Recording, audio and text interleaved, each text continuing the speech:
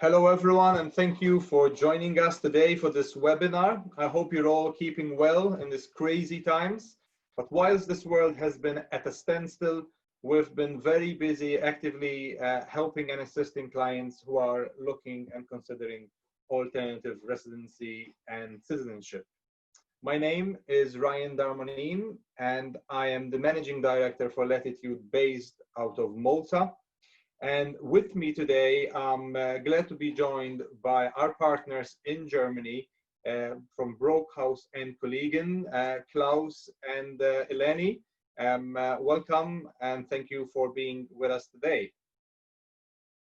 So with us I have Klaus and Eleni, and before I'll do the introduction, I just wanted to say a few words about Latitude and what we do.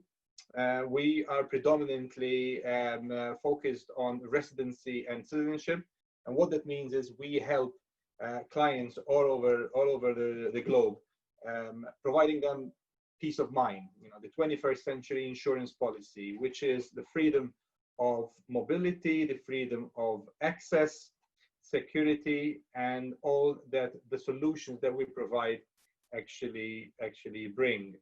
Today we'll be covering the programs for Malta and Germany. I'll be covering the programs for Malta, and Brockhaus and Kollegen will be covering the German solution. So Klaus, pleasure to have you with us. And maybe I'll ask you to share with our audience today a few words and make the introduction as well for Eleni. Thank you.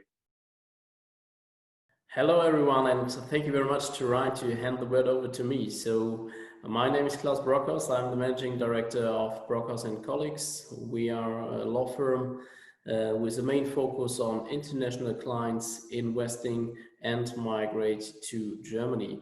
So I'm very happy to join this webinar today together with my colleague here in the Cologne office, Eleni, who will guide you through our main information about the Blue Card, which is one of the main options to come to Germany as a high qualified people in this interesting world and interesting time which we are going through at the moment. So Brockhaus and Colleague is advertising global citizens on a local market in Germany, and that's what we are standing for. We have a wide network here in Germany, yeah, this is our target to help you through the jungle of migration and investment, to help all of you to come to Germany and find a new challenge of life here in the western part of Europe. So thanks to Eleni to go through with the clients today the main aspects of the Blue Cards, because I'm unfortunately blocked in a meeting today with the local district commissioner of one of the cities where we are dealing with the projects, and we are just pre-discussing one of the next investment opportunities for you as potential new clients.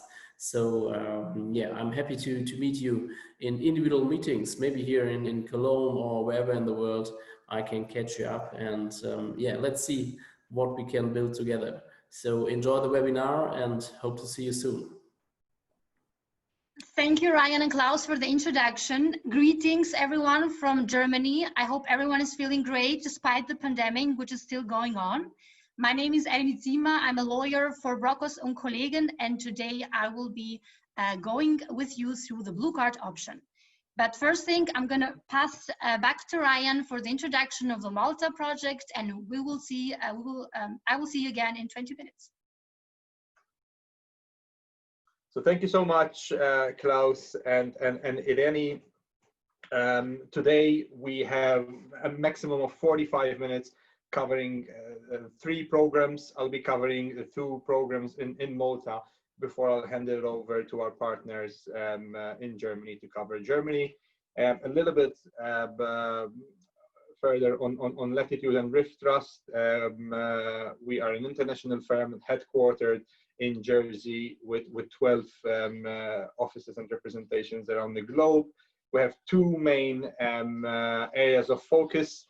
One which I already mentioned, which is the private client consultancy.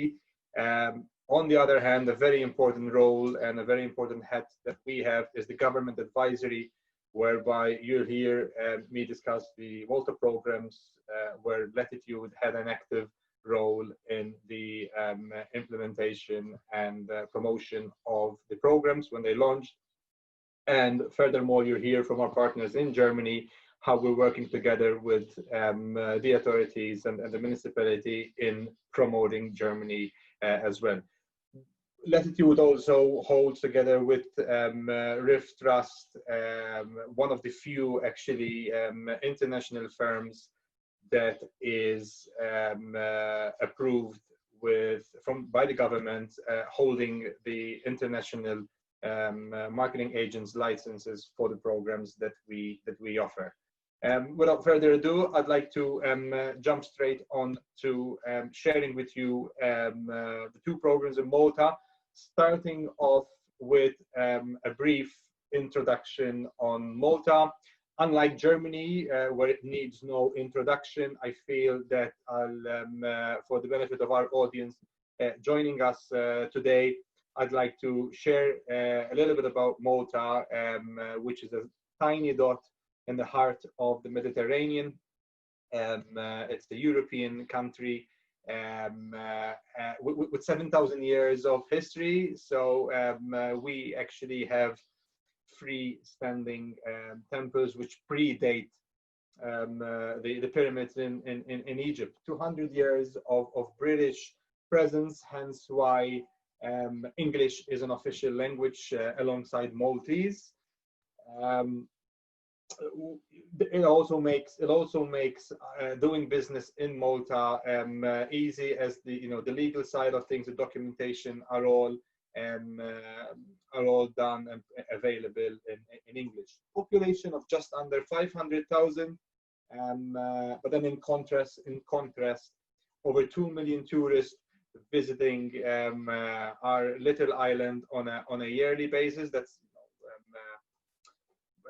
pre-COVID. We'll see how things turn out once the world starts to open up again, and a very strong legal system that we're very proud to have here in Malta. Malta joined the EU in 2004 and in 2007 became a Schengen member, and a year after adopted the euro currency. We have a democratic government, and we say what we lack in size, we actually make up in the economy, in the credit ratings, and the pro-business government that we have, together with the tax incentives, the tax regime that we have, that attracts a lot of the big players, a lot of the international firms that we have here in Malta. In the gaming industry and the fintech, and a number of international firms that choose to open offices, representation, and subsidiary offices here in Malta. As I said, being in the heart of the Mediterranean, very well connected. It's a nearly 3-hour flight to London with very good connections. A strong real estate market, again predominantly driven by the local demand, but also the foreign. As I said, we've got over 2 million tourists visiting on a yearly basis. There isn't enough hotels where to host all the travelers, and therefore the buy to let for the local market, but also the demand for the short letting, the Airbnb and what have you, continues to create a very buoyant and lucrative real estate market. Pristine weather, over 300 days of sunshine per year, so we're quite spoiled on that front for anyone looking to make Malta a base. But for those who are not particularly looking to quickly leave from the country that they come from, but still looking to have access into Malta and Europe, as you'll see me discuss with the programs. It's good knowing that it's a safe and secure environment, very, very low crime rate, and excellent work-life harmony. You know, it's still light 8:30, 8:45 in the evening. And I'll let you know that we have a strong education system. Over 100,000 students that actually visit our islands to take English as a second language. I know 100,000 in the greater scheme of things, but per GDP, that's like nearly 1/4 of our population in terms of students coming to Malta. It goes to say we have a strong education, English language centers, but also a very, very reputable health sector. And nowadays, this is actually becoming quite a requirement for the clients that we assist. So now I'll be taking you through the first Malta program, the Malta Residency and Visa Program, better referred to as the MRVP, which was introduced in 2015. And then with the feedback that we've actually provided to the authorities and to the agency, came some changes that made it even more interesting, and hence why today you have a very, very popular program, which is sought by a lot of South Africans. We assist a lot of South African and Arabs who invest in such a solution because not just the access that it gives, because of the benefits as well, which we will go through. I intend to go through as we go along. Starting off by explaining who qualifies and then what the obligations are. So very straightforward. Who qualifies? This is open for third country nationals, therefore non-EU and EEA, that are looking to take up residency in Malta, and they must be, the main applicant must be at least 18 years of age. And that is what is required, together with showing proof and a declaration that the main applicant either holds 500,000 in capital, that could be assets, it could be a real estate valuation, it could be a business valuation. So as you can see, it's very, very quite flexible requirements. Or if they haven't got $500,000 in assets, a declaration that they do earn 100,000 per annum, which is earned outside of Malta. That is what deems the individual fine to apply, together with most of the programs requires is that important there's no criminal background. The four requirements, or the four obligations, I should say, that one must satisfy once they are approved, is that they must hold a qualifying property, and so that being a rental property or a purchased property. Most of our clients opt for a rental property because that's actually one of the flexibility this program offers compared to other residency, whereby it's mandatory to purchase property. The second obligation upon approval is to make an investment of 250,000 in government bonds or listed securities, but we'll talk about that in the slides to come as to how the MRVA, or the government agency, I should say, excuse me, allows for financial mechanisms to finance, basically financing companies to finance that investment to bring down the capital outlay, making this program one of the most price competitive from a capital outlay perspective in terms of residency by investment. The third requirement is a contribution to the government for the amount of 30,000, which covers all the family. And once again, that comes upon approval. So only 5,500 of that is required to initiate and submit an application. An applicant, together with all the dependents being included in the application, must hold health insurance and and obviously they would be going through a due diligence process that starts off with the licensed agents, ourselves, and also then the background checks carried out by the government agency.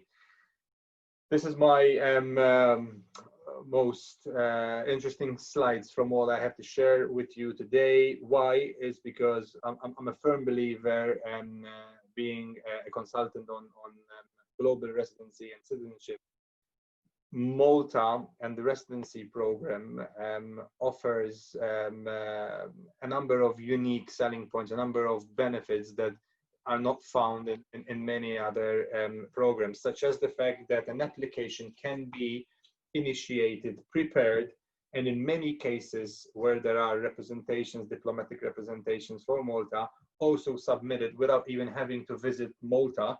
And the only time you are required to visit Malta is once you are approved, and then you're invited to come over to take the biometrics and receive the residency permit together with the residency card.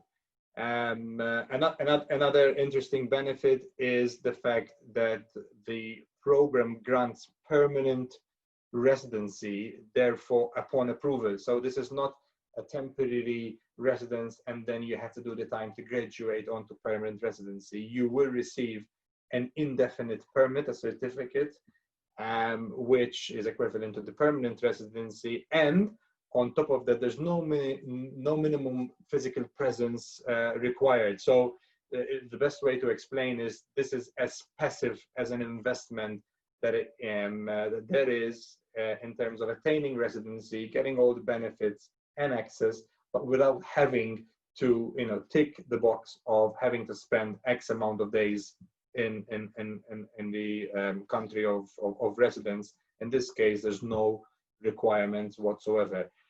Competitively priced in under 190,000. You're probably saying, how is that possible? I mean, one of the obligations was 250,000. How is that possible? Well, there's a financial mechanism, as I said, which in the slides, in the next slides, we will be able to share.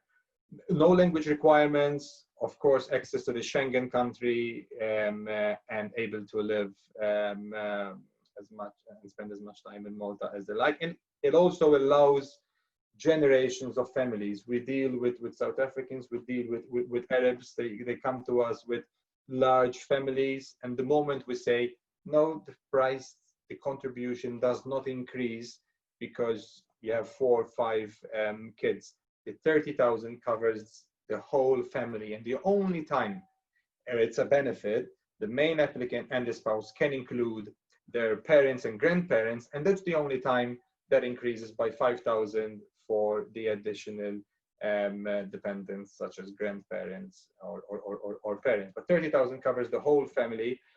And another interesting fact is it allows for generations of families. Not only can one include the parents and the grandparents, but also may have kids later on down the line and can be included.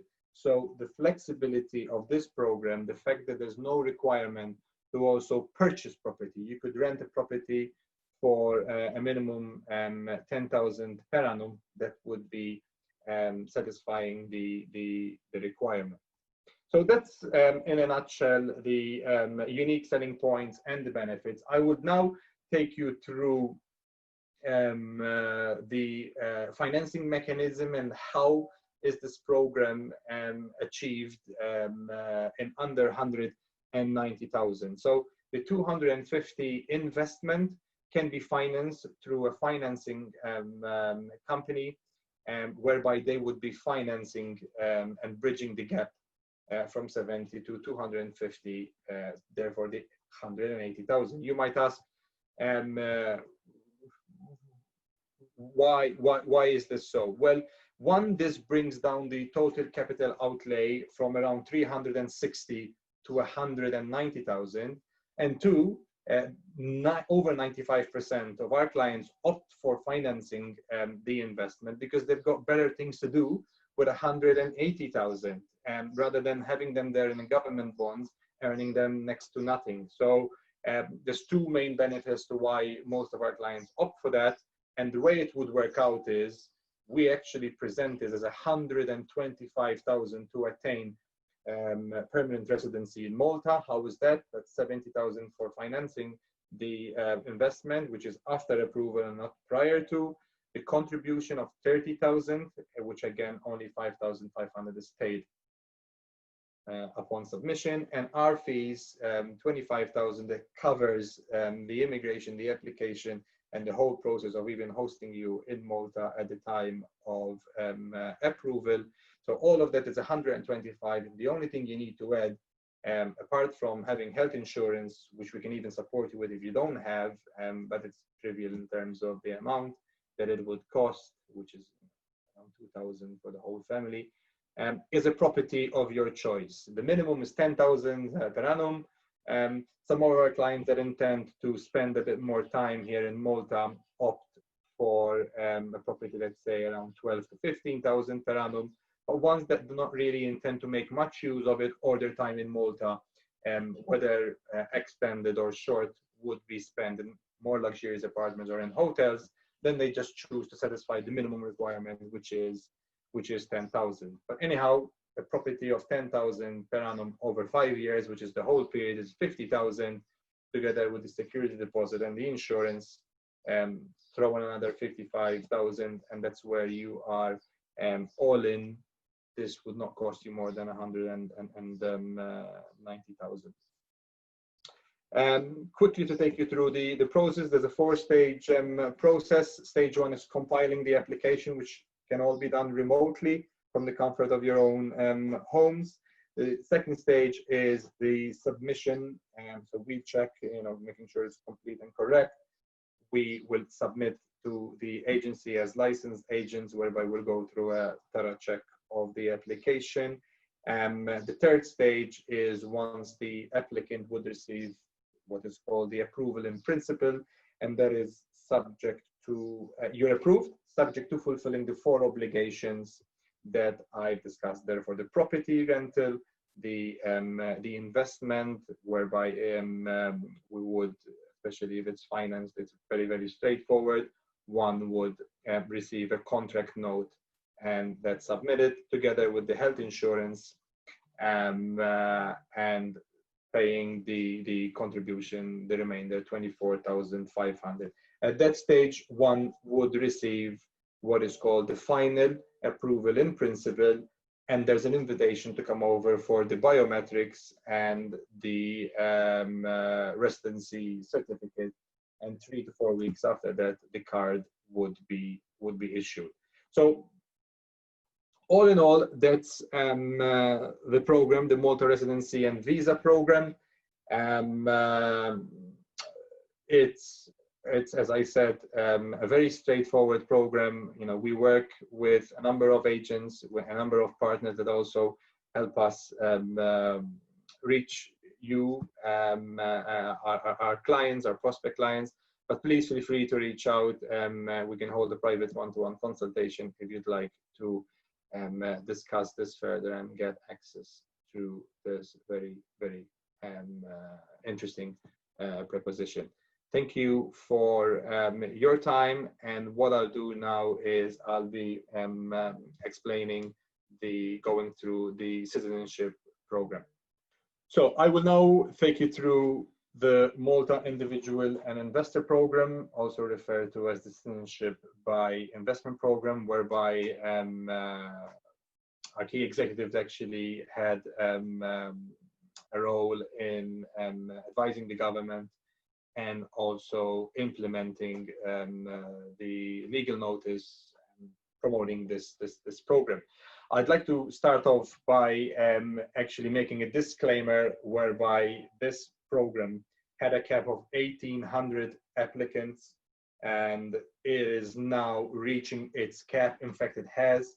What the government has done is actually, one, is committed to renew the program under new regulations, but in the meantime allowed and made an announcement for a last call of applications with a deadline for the 31st of July. So anyone in this audience who are keen on attaining citizenship in Malta, which is actually citizenship in the EU, I urge you to contact me by not later than early next week, because slots are filling in very quickly, and I'm actually quite confident to say if we don't slot you in by next week, you will not be able to apply under this program. Designed to attract high net worth and talent individuals to Malta. So apart from the foreign direct investment, looking to make those business connections, and we've seen a number of applicants actually establishing setups in Malta. One of the only, I should say, Citizenship by Investment program that has been recognized by the European Commission. And the reason for that, of course, is that applicants will be going through a through due diligence process that guarantees a reputable applicant is acquiring citizenship. In terms of what qualifies to apply is one must be of age, so 18 and over, and holds no criminal background. In terms of the benefits, some of these benefits, of course, but the ones I'd like to highlight is the fact that citizenship is for life and passed on to generations without needing to renew any permits. As they say, is literally 21st century insurance policy in terms of having, not just a plan B, but having the right of establishment in anywhere in the EU. So the moment you attain citizenship in Malta, you've got the passporting rights in anywhere in the EU. You've got the right to work, the right to live, the right to settle anywhere in the EU, and set up businesses anywhere in the EU, with access as well to our health, education in Malta, which would be free, being a citizen of Malta. And I have to also highlight the fact that from what's available out there as a citizenship by investment is definitely the most price competitive program out there. Just to give you an idea, for a single applicant, it would be just under $1 million, but an applicant that intends on including the family and kids is just over $1 million. But in comparison to what's available out there, the next one up would be Cyprus, whereby the investment, the capital outlay requirements is north of 2.5 million. And then the next one up would be Austria, where you're looking at around 3 million in donation, or 10 million if it's an investment vehicle. So again, the Citizenship by Investment program in Malta is definitely one of the most price competitive programs. The obligations, or I should say, what one must satisfy upon being approved. In this case, the residency has 4. This has 5. There's a contribution of 650,000 to the National Development Fund, a fund whereby Malta has been utilizing for social housing, for redoing all the road works in Malta, for helping certain charities. So it's a National Development Fund. One must again either acquire property or rent property, so there's the flexibility as well. One needs to also complete 12 months of residency, which is part of the actual journey before making it to the end, where one is naturalized and receives the citizenship. One must have 12 months residency, but that doesn't mean one must physically be 12 months in Malta. It's all about creating genuine links, and that's what we specialize and support you with. Holding an insurance policy for the main applicant, the family, and the fifth being 150,000 investment in government bonds or social or listed security. In this case, this cannot be financed. As I said, apart from the contribution for a single applicant is 650, one that's looking to include the spouse and the dependents. There's additional contributions there that one must add, hence why it goes over the million. And apart from that, there's the due diligence fees that are paid on to the government to carry out what is called BVRs, or background verification checks. The journey is based on 3 phases: residency, and that's where I explain that in this case, anyone that wants to secure a slot under these regulations, as we don't know when the new program would be launched and what the requirements or changes that would come with, requires a visit to Malta, take biometrics, and activate the residency stage. Moving on to the next stage, which is the citizenship stage, whereby we compile the citizenship application. It's a comprehensive application that one must put together. And upon submission, the government takes between 3 to maximum 6 months in reviewing, carrying out their checks, internal and external, with due diligence firms. And at that stage, an applicant would receive an approval in principle. To share with you a recent family that we had from South Africa, they've actually were approved in just under 7 months from the time of submitting the residency. So it only took us a month really to put together the residency, and then upon submission, the government took just over 5 months to approve the application. And that's where the third stage comes in, which is the passport stage. So that's when one would fulfill the obligations of the contribution, the property, the health insurance, etc. And there's an invitation to come over for the oath ceremony, and the naturalization takes place at that stage.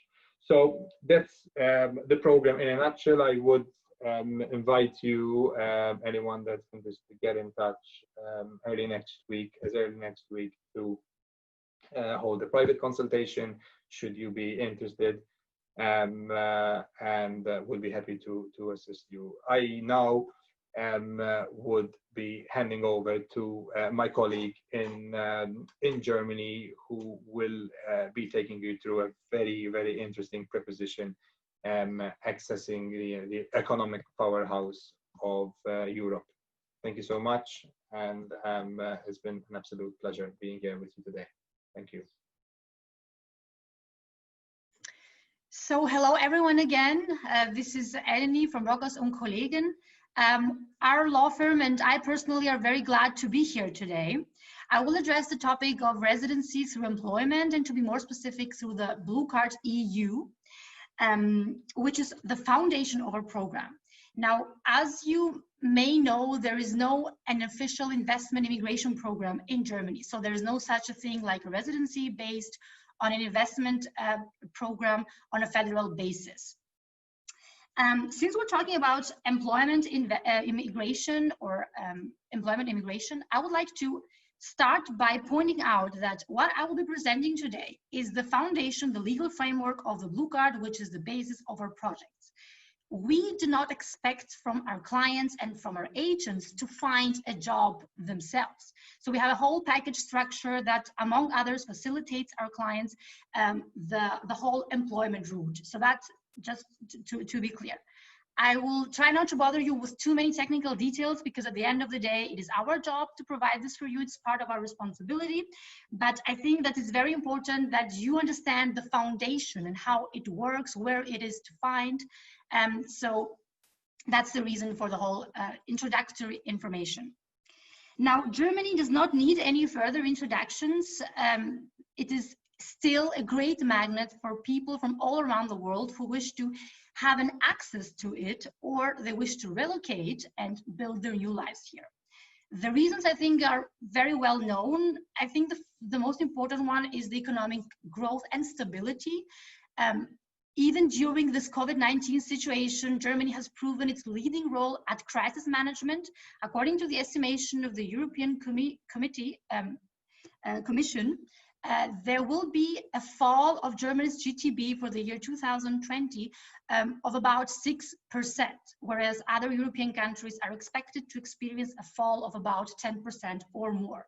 So once again, Germany proves or preserves its reputation as one of the strongest economies in the world. Apart from that, other reasons are the political stability, a very trustworthy environment for investors, so for doing investment from all around the world, a very highly equipped health sector, and of course, a very high quality of life. So residents and citizens of Germany feel very secure. They know that the state will not only respect their rights, but also protect them actively. And this is for many of our clients very important, given mainly due to, in some countries around the world, really non-favorable living conditions. South Africa is the most significant partner of Germany in Africa. There are many federal German states who have very close contacts and partnerships with provinces in South Africa, and they're carrying out their individual projects which have to do with development and economic basis. So it's not only important on a political level, but also an economic level. As Klaus already said, our company, our law firm, is a law firm under German law. We're seated in Cologne, and we are specialized, among others, in residence permits, in residence law. We have a very broad network of business partners who are assisting actively our clients in all matters that are combined with it, like insurance matters or job recruitment, or locating a proper real estate, or investing in business, investing in real estate, and etc. So we can provide a whole package for our clients. And apart from that, we have a great communication also with the authorities, not only the local ones, so the ones that are in Germany, but also the foreign missions, so the German consulates and the German consulates are all around the world. Our experience from 2019 showed us that the vast majority of our clients were applicants of a blue card, and this is actually no wonder for us. The blue card is by far the fastest way to PR, to permanent residency, and the fastest way to get a residency in the first place, since it can be done in under 2 months. As I said before, we will now do the general overview, the foundation of Blue Card, and we provide the whole facility, the whole structure for our clients and our agents, so we facilitate the employment route as well. So let's take first of all a glance at the most important, or the general facts about Blue Card. What is a Blue Card anyway? The Blue Card is based on an EU directive initiated in the year 2012, and it aims to attract highly qualified professionals, so academics, from non-EU countries towards EU countries. There is a regulation in Germany under German Residence Act, it's section 18b, subsection 2. Before March, this section was called 19a. I have checked 2 days ago because the German state also provides you an English version of the German Residence Act online. But as far as I know, I checked 2 days ago, they haven't adjusted the numbers. So if you Google it, you have to go for section 19A, but the contemporary, the updated section is 18B. It's based on a new Immigration Act. Another very important thing upfront for everyone who is interested for Blue Card is that it also enables family reunification. So the spouse of the main applicant and minor children until 18 can also come with the main applicant, and the spouse is also allowed to be employed. Since numbers speak better than words, let's take a look to the next statistic. As you can see, 84.5% of the blue cards that were issued in Europe for the year 2017 belong to Germany. It's a huge number. The next country is France with only 4.3%. You can see how seriously this matter is taken in Germany. we have tried to find some contemporary, some updated numbers on it, because these are for year 2017. There were not any in Eurostat, but it's safe to say that it moves in the same direction. As I said, the EU directive started 2012. In 2013, Germany had already issued 11,000 blue cards, and in 2018, it had issued 27,000 blue cards, mainly for people that had never been to any EU country before. So the numbers are very impressive. Why is the blue card so favorable? What makes it so special? First of all, freedom of movement within the union. So the blue card is not only an employment residence title, it's also a ticket to the Schengen common place. So any holder of a blue card can stay in any other EU state for a maximum of 3 months within a 6-month period. So we understand that this is one of the most important facts for all our clients around the world. The second advantage is, for me as a lawyer, actually by far the most significant one. It's the legal security that the blue card provides to its holder. So holders of a blue card are entitled by law to receive a permanent residence permit if the legal requirements are met. Now, I know that this sentence sounds very logical, so I want to highlight why I put it on, why it's so important.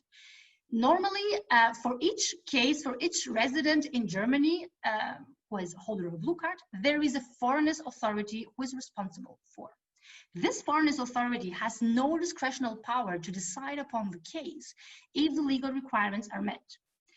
In other cases, for example, in self-employment or employment which is not blue card, the authority still has discretional power. So the authority can say, okay, dear applicant, I know you fulfill the legal requirements, but I'm not convinced yet, so I will give you an extension and I will not give you a PR. So to me, this is the most important, because the first question we get from our client is not when can I move, but it's when can I get a permanent residency? And it provides the highest amount of legal security. They just have to go for the requirements. We will come back to that later. They're not so difficult to meet. And if they do, the authority is obligated to issue them a permanent residency.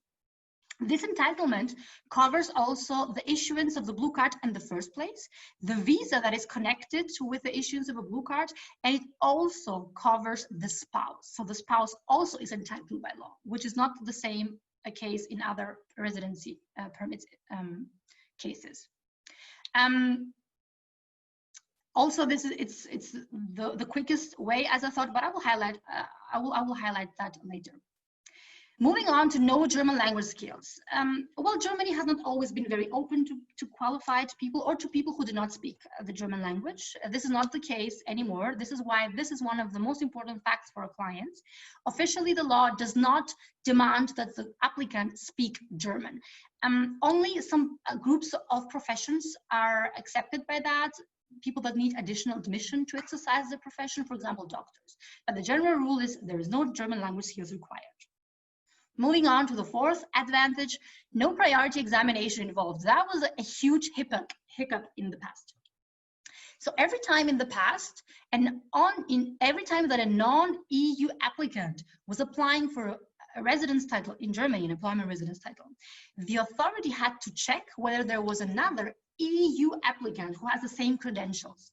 And if so, then they were obligated by law to prefer the EU applicant. So you can imagine how unfavorable that was for non-EU residents who had stood no chance to really move. This priority examination is no longer the case, so this is a huge burden out of the shoulders of our clients. Last but not least, accelerator procedure. So Germany is still trying every time to really move that forward and to really implement everything possible for the whole thing to work smoothly. There is a new Immigration Act starting from the 1st of March 2020, and it prescribes, among others, an accelerated procedure also for blue card holders. So just to give you an overview, before the whole procedure from the application of the visa until someone can come here, it could last up to 18 months, which was extremely discouraging, not only for the applicant in his country or their country, but also for the employer who were waiting in Germany, and it just was not practical for nobody. So these are the 5 basic advantages. Let's go through the requirements. First of all, we need general requirements like everywhere. We need someone who is a holder of a valid passport, someone who is full of age, and someone who has clean criminal record. Then we need a recognized degree. So not all degrees are high school or university degrees, I meant, are recognized by the German state. So even within the same university, not all degrees are recognized. We can make a preliminary assessment of that, so we can check for ourselves. So you shouldn't worry about it. We can tell you up front if you have any chances or not. Then we need a working contract. It doesn't have to be signed, but it has to be a working offer. So what's critical here is that we have an employment who demonstrates its willingness to hire that exact applicant. Now, as I said before, this is part of our package. So it's our responsibility to bring you in contact with the employer. The working contract must offer appropriate position. So it has to be correspondent to one's credentials and qualifications. You can have a doctor who is willing to, I don't know, work like a pharmacist, but a doctor cannot work as a nurse. And then we need a minimum salary. So the blue card or the law increases the minimum salary for blue card holders every year. For the year 2020, this amount is about 55,000 euros annually gross. And there's a specific category of professions from the field of mathematics, information technology, science, and human medicine that they need about 43,000 euros annually gross, because there is a higher shortage of these for these professions. Apart from these, there are some general requirements. One has to have a health insurance, but this is not a problem because a working contract also covers a public health insurance. And one has to have an official residential address, but this applies for anyone who stays in Germany. If all requirements are met, the blue card is issued automatically for 4 years. If the working contract is indefinite, which is actually normally the case in Germany. If not, then the blue card is for the duration of the working contract plus 3 months. The new accelerator procedure, I don't want to go into technicalities, I just wanted to show you why it is accelerated in the first place. As you can see, the authorities involved, like the certification authority, the federal labor, but also the consulates abroad, have now strict deadlines to work on the case. So that's why the whole procedure now can be done in 2 or 3 months before it could last up to 18 months, which was extremely unfavorable. And going back to one of the greatest advantages of Blue Card, the fastest way by far to permanent residency for Blue Card holders in Germany. So one has to still have the employment contract. We need German language skills of an intermediate level, so B1. And if these are met, then one can apply for a permanent residency after 21 months. That's by far the fastest possible option for residence permit holders in Germany.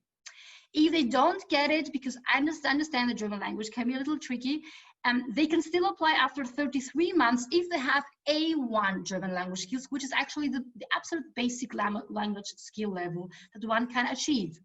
Both of these, A1 and B1, are according to the European Common Framework of Reference for Languages. So these are the things that one has to concentrate to acquire, and then they get permanent residence permit with no discretional power from the authority, as I said before. So this was introductory information. As I said before, that's the foundation for our projects. It's good to see a little bit of the overview and how it works. And we just take care of the whole thing. We offer a whole package to our clients. I hope it was helpful. So I will see you in a while under the Q&A section. Thank you very much for your attention. Thank you, Eleni, for that interesting presentation and information shared on Germany. I do vouch that it is a very interesting proposition and one that's keeping us also very, very busy.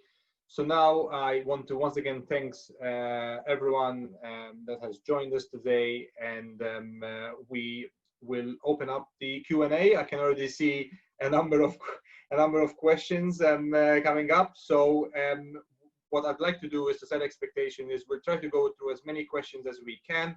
If we do not manage to answer your question, please feel free to get in touch with us. You see our contact details made available, and we're happy to take this also on a one-to-one private consultation.